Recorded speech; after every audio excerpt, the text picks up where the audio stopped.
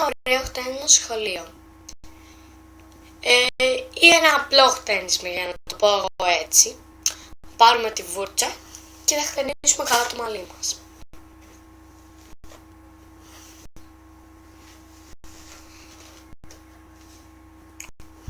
Ωραία, αφού το χτενίσουμε πάρα πολύ καλά, θα πάρουμε, ή αν θέλουμε να το κάνουμε έτσι και να το βάλουμε εδώ για να μας ενοχλεί, ή να πάρουμε το ένα κοκαλάκι και να το βάλουμε εδώ και να βάλουμε μόνο αυτό, ή να πάρουμε κι άλλο ένα κοκαλάκι και να το βάλουμε λίγο πιο κάτω, για να πιάσετε όλα τη φράση σας.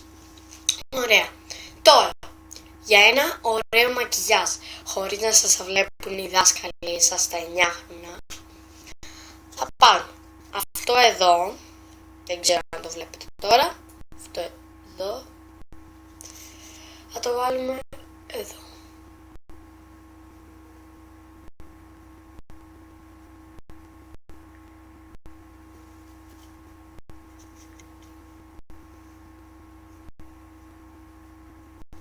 Τώρα, πάρουμε αυτό εδώ, το από κάτω το άσπρο,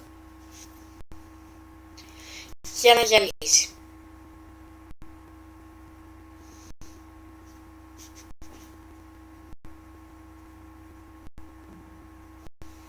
Ωραία, αφού τελειώσουμε, καθαρίσουμε λίγο τα μάγουλά μας. Με αυτό εδώ το σπρέι, με λίγο νεράκι. Ούψ, λάθος, μισό λεπτάκι. Ωραία. Το κάνουμε αυτό, το νερό θα το αλείψουμε πάνω στα μάγουλα μας και μετά το καθαρίσουμε.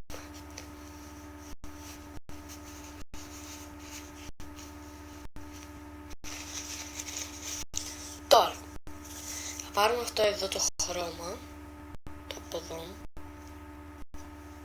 και θα βάλουμε λίγο στο μάγουλα.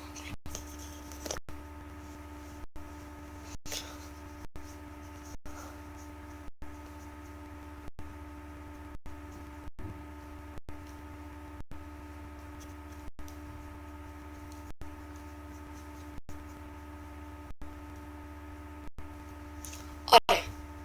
Αυτό κάνουμε αυτό, ωραίο, για να μην μας βλέπουν οι δάσκαλοι.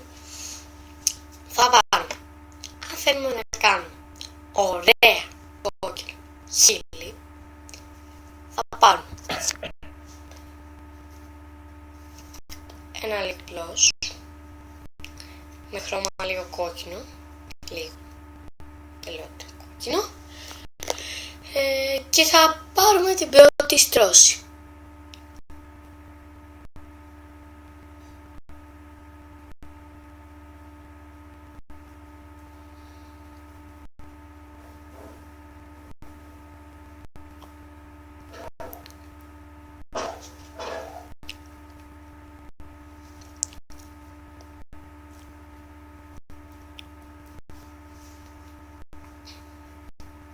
Ωραία, αφού τελειώσουμε με αυτό, για να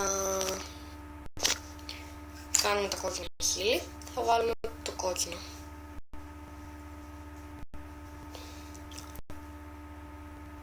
Πάνω από το ροζ.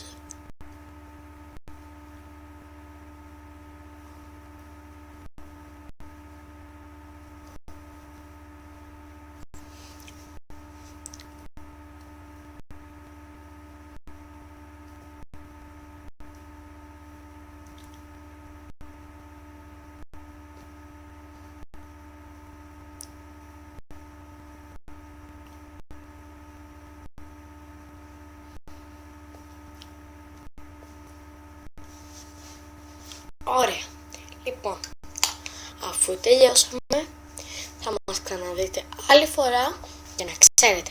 Εμείς στα 9 χρόνια δεν είναι περιέργεια αν βαφόμαστε. Γεια σας!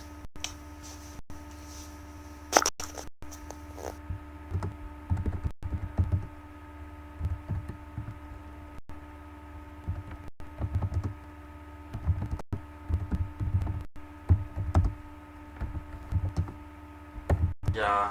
Βρήκα μια φίλη στο YouTube που μας δείχνει πώς βάφονται τα 9χρονα χωρίς να καταλαβαίνουν οι δάσκαλοι τους. Δεν ξέρω τι είναι χειρότερο, ότι βάφονται τα 9χρονα ή ότι δεν τα καταλαβαίνουν οι δάσκαλοι. Λοιπόν, για ένα ωραίο χτένισμα σχολείο ή ένα απλό χτένισμα, για να το πω εγώ έτσι, πάρουμε τη βούτσα και